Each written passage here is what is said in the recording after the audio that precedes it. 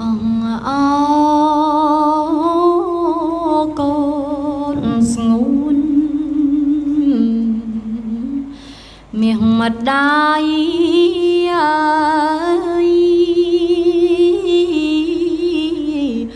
កូនអើយ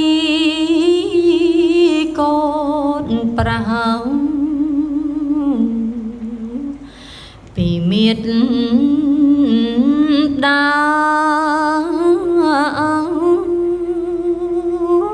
មករងកំពីកូនដល់ព្រៃវេទនីខ្លាំងក្រៃប្រមដាយអើយបអត់ពីអ្នកទៅហើយនោះ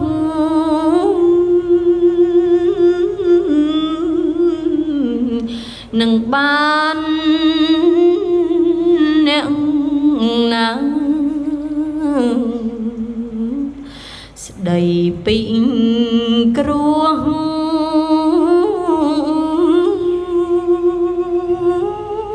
ហុចទឹកហុចបាយម្ដាយដូចឆ្នោបើម្លេះសមដាយស្លាប់មិនខាននឹងបានអ្នកណាទេលោកអើយអើខ្លួនខ្ញុំអើយវេទនារហូតហើយអើកូនសំឡាញ់មាសម្ដាយអើយទុកម្ដាយ